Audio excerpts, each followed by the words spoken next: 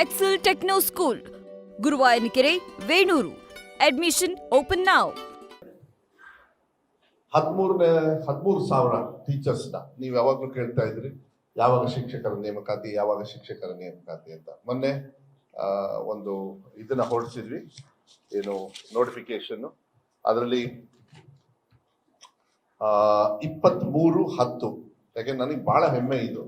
ಯಾಕಂದ್ರೆ quality of education ಯಾವಾಗ improve ಆಗುತ್ತೆ ಅಂದ್ರೆ, ಬಿಲ್ಡಿಂಗ್ ಇಲ್ದೇನು ಕ್ವಾಲಿಟಿ ಆಫ್ ಎಜುಕೇಶನ್ ಮಾಡ್ಬೋದು ಯಾವಾಗ ಒಳ್ಳೆ ಗುರುಗಳಿದ್ದಾಗ ಮಾತ್ರ.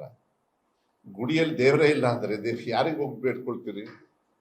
ಪೂಜಾರೇ ಇಲ್ಲ ಅಂದ್ರೆ ಕಷ್ಟ ಆಗ್ಬಿಡುತ್ತೆ. ಹಂಗೆ ಗುರುಗಳು ಬೇಕಾಗ್ತದೆ. ಅದು ಶಾರ್ಟೇಜ್ ಕೂಡ ಇದೆ, ಇಲ್ಲ ಅಂತ ಹೇಳಲ್ಲ. ನನಗೆ ಬಹಳ ಹೆಮ್ಮೆ ಏನಂದ್ರೆ, ನಾವು ಬಂದ್ಮೇಲೆ ಸುಮಾರು 13,000 ಟೀಚರ್ಸ್ನ -400 ಇನ್ನು ಪೋರ್ಟಲ್ ಇದೆ, ಅದು ಕೂಡ ಇತ್ಯರ್ಥ ಆಗೋದಕ್ಕೆ KATಗೆ ಕಳಿಸಿದ್ದಾರೆ ಸುಪ್ರೀಂ ಕೋರ್ಟ್ ಇಂದ. ಪ್ಲಸ್ ಇನ್ನೂ 13,000 PUC ಎಲ್ಲದು ಸೇರಿ ಟೀಚರ್ಸ್ನ ರಿಕ್ರೂಟ್ಮೆಂಟ್ನ ಯಾರು ಪಾಪ ಕಲಿತು ಇವತ್ತು ಅಪೇಕ್ಷೆನ ಪಡ್ತಾ ಇದ್ದಾರೆ, ಅವರು ಕಷ್ಟಪಟ್ಟು ಓದಿ ಕೆಲಸ ಬೇಕು ಅಂತ ಹೇಳಿ ಕಾಯ್ತಾ ಇದ್ದಾರೆ ಜನರಿಗೆ, ಅವ್ರಿಗೆ ನೋಟಿಫಿಕೇಶನ್ ಕಾಯಲೇ ಇಲ್ಲ. ಅದಕ್ಕೆ 23/10 ಅಲ್ಲಿಂದ 9/11 ಅವ್ರಿಗೆ ಅಪ್ಲಿಕೇಶನ್ ಹಾಕಕ್ಕೆ ಸುಮಾರು ಒಂದು ತಿಂಗಳಲ್ಲ, ಒಂದು 15 ದಿವಸ ನಾವು ಸಮಯವನ್ನ ಕೊಡ್ತಾ ಇದ್ದೀವಿ. ಅದಾದ್ಮೇಲೆ ಈಗ ಕ್ವಶನ್ ಪೇಪರ್ಸ್ ಎಲ್ಲ ರೆಡಿ ಆಗುತ್ತೆ. 7ನೇ ತಾರೀಕು ಡಿಸೆಂಬರ್ ಎಕ್ಸಾಮ್ ಡೇಟು ಫಿಕ್ಸ್ ಆಗಿದೆ. ಪತ್ರಿಕೆ ಅದಾದ್ಮೇಲೆ ಪತ್ರಿಕೆ 2 ಅಂತ ಹೇಳಿ ಒಂದಿದೆ, ಭಾನುವಾರ. ಇದು ಎರಡು ಪತ್ರಿಕೆ ಬರುತ್ತೆ, ಬೆಳಗ್ಗೆ ಒಂದು, ಸಾಯಂಕಾಲ ಒಂದು. ಇದು ಇಸ್ ಅ ಫಾರ್ಮ್ TET ಅಂತಾರೆ, ಟೀಚರ್ ಎಂಟ್ರೆನ್ಸ್ ಟೆಸ್ಟ್ ಅಂತಾನೋ. CET ಬೇರೆ, ಅದಾದ್ಮೇಲೆ TET. ಇದು TET ಇಸ್ ಕಂಪಲ್ಸರಿ. TET ಮಾಡಿದ್ರೆ ಅಲ್ಲಿ ಕ್ವಾಲಿಫೈ ಆಗಬೇಕು. ಅದಾದ್ಮೇಲೆ CET. ಅದೇನು CET ಬಂದ್ಬಿಡುತ್ತೆ. ಅಷ್ಟರೊಳಗೇನೆ ನೀವು ಕೂಡ ಮಾಧ್ಯಮದಲ್ಲಿ ನೋಡಿರ್ಬೇಕು, ಕೆಲವು ಕೋರ್ಟ್ದು ಡೈರೆಕ್ಷನ್ಸ್ ತಗೊಳ್ಳಿ ಅಂತ ಹೇಳಿ. ಸೊ TETಗೆ ಕೋರ್ಟ್ದೆಲ್ಲ ಏನಿಲ್ಲ, ನಾವು TET ಮಾಡ್ಬಿಡ್ತೀವಿ. ಇನ್ನೊಂದು 2 ಮಂತ್ಸ್ ಒಳಗೆ, 1.5 ಮಂತ್ ಒಳಗೆ ನಮಗೆಲ್ಲ ಡೀಟೇಲ್ಸ್ ಬರುತ್ತೆ. ನಮ್ಮ ಟಾರ್ಗೆಟ್ ಏನು ಅಂದ್ರೆ, at least next teachers eligibility test, entrance test ಅಂತ ಹೇಳಿ ನಾನು ಎಲಿಜಿಬಿಲಿಟಿ. CET ಅದು ಬೇರೆ, ಎಂಟ್ರೆನ್ಸ್ ಟೆಸ್ಟ್ ಬೇರೆ. ಸೊ ಅವ್ರ ಕ್ವಾಲಿಫಿಕೇಶನ್ ಎಲಿಜಿಬಿಲಿಟಿಗೆ ಅದು ಬೇಕಾಗ್ತದೆ. ನಾವು ಹೆಂಗೆ PUCಗೆ ಇದಕ್ಕೆಲ್ಲ ಕೊಡೋದು, ಅದು ಕ್ವಾಲಿಟಿ ಆಫ್ ಎಜುಕೇಶನ್ ಅಲ್ಲೂ ಕೂಡ ಈಗ ಒಳ್ಳೆ ರೀತಿಯಲ್ಲಿ ನಾವು ಗುಣಮಟ್ಟನ, ಯಾಕಂದ್ರೆ ನಾವು ತುಂಬಾ KPS ಇದೆಲ್ಲದೂ ಕೂಡ ಓಪನ್ ಮಾಡೋದ್ರಿಂದ ಟೀಚರ್ಸ್ ಕೂಡ ಹ್ಯಾವ್ ಟು ಬಿ ಕ್ವಾಲಿಫೈಡ್. ಇಲ್ಲಾಂದ್ರೆ ಏನಾಗ್ತದೆ, ಮುಂದಿನ ಪೀಳಿಗೆಗೆ ಟೀಚರ್ಸ್ ಟ್ರೈನಿಂಗ್ ಮಾಡ್ಕಿಂತ ಕುತ್ಕೊಳ್ಳೋದಕ್ಕಾಗೋದಿಲ್ಲ. ಅವರು ಕೂಡ ಕಲ್ತ್ಬಿಟ್ಟು ಅವ್ರು ಮುಂದೆ ಬರಬೇಕಾದ ಆ ಥರ ಕ್ವಾಲಿಟಿ ಆಫ್ ಎಜುಕೇಶನ್ಗೆ ನಾವು ಹೆಚ್ಚಿನ ಒತ್ತನ್ನು ಕೊಡ್ತಕ್ಕಂಥದ್ದನ್ನ ಈ ನೋಟಿಫಿಕೇಶನ್ ಕೂಡ ಮೊನ್ನೆ ಹೊಡಿಸಿದ್ವಿ. ರಜದಲ್ಲೇ ಯಾಕೆ ಹೊಡಿಸಿದ್ವಿ ಅಂದ್ರೆ, ಸೊ ದಟ್ ಎಲ್ಲರೂ ಕುತ್ಕೊಂಡು ನೋಡಿ ಎಲ್ಲ ರೆಡಿಯಾಗಿ ಇನ್ಮೇಲೆ ಸ್ಟಾರ್ಟ್ ಮಾಡ್ಬಿಡ್ತಾರೆ. ತುಂಬಾ ಜನರು ಅದಕ್ಕೆ ಕಾಯ್ತಾ ಇದ್ದಾರೆ. ಅದನ್ನು ಕೂಡ ನಾವು ಮಾಡ್ತಕ್ಕಂಥ ವ್ಯವಸ್ಥೆಯನ್ನ ಆದಷ್ಟು ಬೇಗ ನಾವು ಮಾಡ್ತೀವಿ. ಅದ್ರ ಜೊತೆಗೆ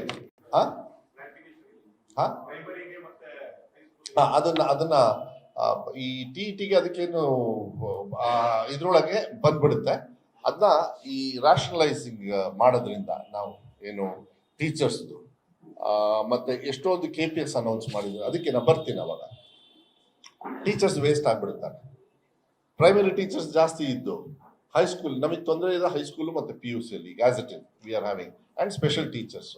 ಸೊ ಎಲ್ಲಾ ಕೆಟಗರಿಗೂ ಇರೋದ್ರಲ್ಲೇ ನಾವು ಸಮಾನತೆಯನ್ನ ತರೋದಕ್ಕೆ, ರ್ಯಾಷನಲೈಸ್ ಮಾಡೋದಕ್ಕೆ ಹೊಸ ಕಮಿಷನರ್ ಬೇರೆ ಬಂದಿದ್ದಾರೆ, ವಿಕಾಸ್ ಅಂತ ಹೇಳಿ, ಕಿಶೋರ್ ವಿಕಾಸ್.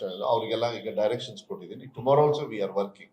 ನಾಳೆ ನಾನು ಇವತ್ತು ವಾಪಸ್ ಹೋಗಿ, ನಾಳೆ whole day we are working, ಸ್ವಲ್ಪ ಸ್ಮಾಲ್ ಸ್ಟಾಫ್ ಅಲ್ಲಿ. ಯಾಕೆಂದ್ರೆ ಒಂದು ಬ್ಯಾಲೆನ್ಸಿಂಗ್ ಆಕ್ಟ್ ಮಾಡಬೇಕಾಗ್ತದೆ. ತೊಂದರೆ ಇನ್ನೂ ಇರ್ತದೆ. ಇನ್ನೊಂದು ನೆಕ್ಸ್ಟ್ ರಿಕ್ರೂಟ್ಮೆಂಟ್ಗೆ ನಾನು ಮಾನ್ಯ ಮುಖ್ಯಮಂತ್ರಿಗಳು ಹೇಳ್ಕೊಂಡಿದ್ದೀನಿ, ನೆಕ್ಸ್ಟ್ ಇಯರ್ ನನಗೆ ಕೊಟ್ಬಿಡಿ ಇನ್ನೊಂದು ಸ್ವಲ್ಪ ರಿಕ್ರೂಟ್ಮೆಂಟ್. ಆಯ್ತು, ನೋಡೋಣ, ಬಜೆಟ್ ಸಿಚುವೇಶನ್ ನೋಡ್ಕೊಂಡು ಮಾಡೋಣ. But I am very thankful. ನಾನು ನಿಜವಾಗ್ಲೂ ಮಾನ್ಯ ಮುಖ್ಯಮಂತ್ರಿಗಳಿಗೆ ಎಲ್ಲರ ಪರವಾಗಿ ನಾನು ಧನ್ಯವಾದಗಳನ್ನು ಹೇಳಲಿಕ್ಕೆ ಇಷ್ಟಪಡ್ತೀನಿ. ಹಿಂದೆ ಯಾರು ಟೀಕಾ ಟಿಪ್ಪಣಿಯನ್ನ ನನ್ನ ಇಲಾಖೆ ಇರ್ಬೋದು, ನನಗಿರ್ಬೋದು, ನಮ್ಮ ವ್ಯವಸ್ಥೆಗೆ ಮಾಡಿದ್ರು, ಅವ್ರಿಗೆಲ್ಲರಿಗೂ ಉತ್ತರ ಕೊಟ್ಟಿದ್ದಾರೆ ಸಿದ್ದರಾಮಯ್ಯ ಸಾಹೇಬರು, ನನ್ನ ಇಲಾಖೆ. ಯಾಕೆಂದ್ರೆ ಹಿಂದೆ 3 ವರ್ಷಕ್ಕೆ ಅವ್ರಿಗೆ ನಾಚಿಕೆ ಆಗಬೇಕು. ಬರೀ 4,700 ಚಿಲ್ಡ್ರನ್ ಅಷ್ಟೇ ಅವರು ಟೀಚರ್ ಕೊಟ್ಟಿದ್ದು. ಯಾಕೆ ಗುಣಮಟ್ಟ ಬೀಳುತ್ತೆ ಅಂದ್ರೆ, ಇದಕ್ಕೆ ಯಾಕೆ ಸರ್ಕಾರಿ ಶಾಲೆಯಲ್ಲಿ ಮಕ್ಕಳನ್ನ ಸೇರ್ಸಲ್ಲ ಅಂದ್ರೆ, ನೀವು ಎಡಿಟರ್ಸ್ ಎಲ್ಲ ರಿಪೋರ್ಟ್ಸ್ ಇಲ್ಲ ಅಂದ್ರೆ ಎಡಿಟರ್ಸ್ ಏನ್ ಮಾಡ್ತಾರೆ? ನೀವು ರಿಪೋರ್ಟರ್ಸ್ ಬೇಕಾನೆ, ಎಡಿಟರ್ ಎಲ್ಲಿ ಮಾಡ್ತಾನೆ? ಅವ್ನು ಬೆಂಗಳೂರಲ್ಲಿ ಕುತ್ಕೊಂಡಿರ್ತಾನೆ. ನೀವು ಬರೆದ್ರೆ ತಾನೆ ಆಮೇಲೆ ಅವ್ರ ಕೆಲಸ ಅವ್ರು ಮಾಡೋದು. ಹಂಗೆ ಟೀಚರ್ಸ್ ಇದ್ರೆ ತಾನೇ ನನ್ನ ಶಾಲೆಗೆ ಮಕ್ಕಳು ಬರೋದು. ಇವ್ರು ರಿಕ್ರೂಟ್ಮೆಂಟೇ ಮಾಡಿಲ್ಲ. ಗೆಸ್ಟ್ ಟೀಚರ್ಸ್ ಹೆಂಗ್ ಕೊಡೋರು? 5,000, 10,000. ನಾನೇ ಇದ್ದೆ JDS ಅಲ್ಲಿ ಮುಂಚೆ ಎಲ್ಲ.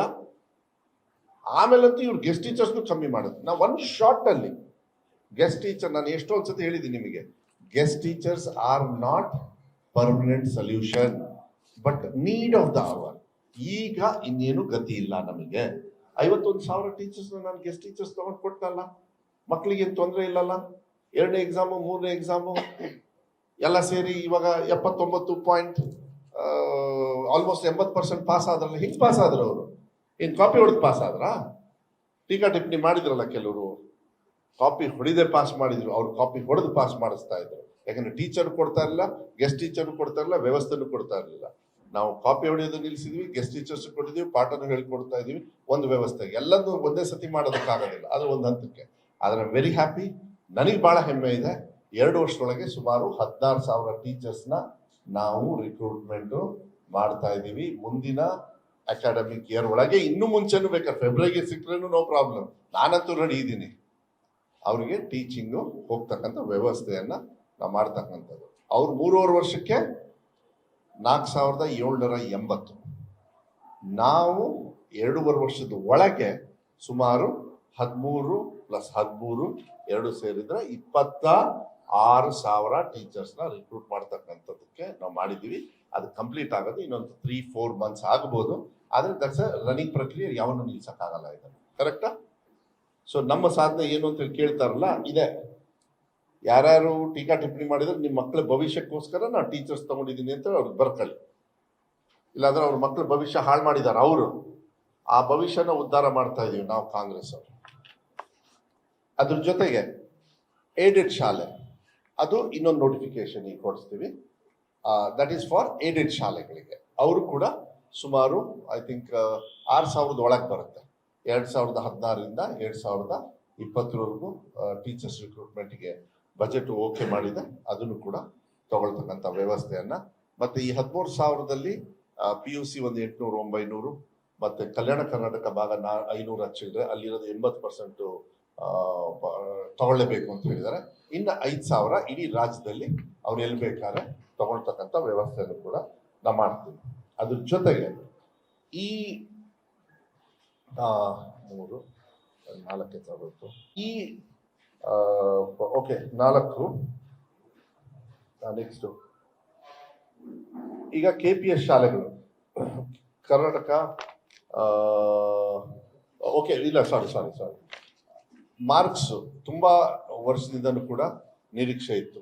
ಯಾಕೆಂದ್ರೆ ಇಡೀ ದೇಶದೊಳಗೆ ಎಲ್ಲ ಕಡೆನೂ ಕೂಡ 33%. ನೀವು ಸುಮಾರು ಸತಿ ನನಗೆ ಕೇಳಿದ್ರಿ ಯಾವಾಗ ನೀವೇನಾದ್ರು ತೀರ್ಮಾನ ಮಾಡಿದ್ರೆ, ಚರ್ಚೆ ಆದಾಗ ನಾನು ಹೇಳಿದ್ದೆ ನಿಮಗೆ ಅದನ್ನ ಆದಷ್ಟು ಬೇಗ ನಾವು ತೀರ್ಮಾನ ಮಾಡ್ತೀವಿ. ನಾನು ಏನ್ ಮಾಡಿದೆ, ಏನೇ ಎಜುಕೇಶನ್ ಡಿಪಾರ್ಟ್ಮೆಂಟಲ್ಲಿ ನೀವು ಕೇಳಿದ್ರೆ ಭಾಳ ಸೆನ್ಸಿಟಿವ್, ಎಲ್ಲರದು ಕ್ರೋಢೀಕರಿಸ್ಬೇಕು. ಆಸ್ ಅ ಮಿನಿಸ್ಟರ್ ಒಬ್ರು ತಗೊಳಕ್ಕಾಗೋದಿಲ್ಲ, ಕ್ರೋಢೀಕರಿಸಿ ಇದನ್ನ ಡಿಸಿಷನ್ ತಗೊಳ್ಬೇಕಾಗತ್ತೆ. ನಾವು ಇದನ್ನ ಪಬ್ಲಿಕ್ ಒಪಿನಿಯನ್ಗೆ ಹಾಕಿದ್ವಿ. ನಾವು ಪಬ್ಲಿಕ್ ಒಪಿನಿಯನ್ ಅಲ್ಲಿ, ಅದು ಮೊನ್ನೆ ನಾನು ಪ್ರೆಸ್ಸಲ್ಲಿ ಹೇಳಿದ್ದೀನಿ, ಮೋಸ್ಟ್ಲಿ ನಿಮ್ಗೆ ಗೊತ್ತಿರುತ್ತೆ ಅಂತ ಹೇಳಿ ಭಾವಿಸ್ತೀನಿ. ಪಬ್ಲಿಕ್ ಒಪಿನಿಯನ್ ಅಲ್ಲಿ 33 ಪಾಸಿಂಗ್ ಮಾರ್ಕ್ಸ್ ಪರವಾಗಿ, 708 ಪರವಾಗಿ ಬಂದಿತ್ತು. 708 ಪತ್ರಗಳು ಬಂದು ಮಂಜಣ್ಣವರು. 35 ಮಾರ್ಕ್ಸ್ ಪರವಾಗಿ ಬರೀ 8 ಬಂತು. ಬರೀ 8. ಸೊ ನಿಮಗೆ ಅಲ್ಲಿಗೆ ಏನು ನಾವು ಸೆಲೆಕ್ಟ್ ಮಾಡಬೇಕು ಅಂತ ಹೇಳಿ ಗೊತ್ತಾಯ್ತು, ಅದನ್ನೇ ನಾವು ಘೋಷಣೆ ಮಾಡಿದ್ವಿ. ಸೊ ಇನ್ನು ಮುಂದೆ 33% is the average passing marks. ಇನ್ನು ಡೀಟೇಲ್ಸ್ ಎಲ್ಲ ಅದರೊಳಗೆ ಇದೆ.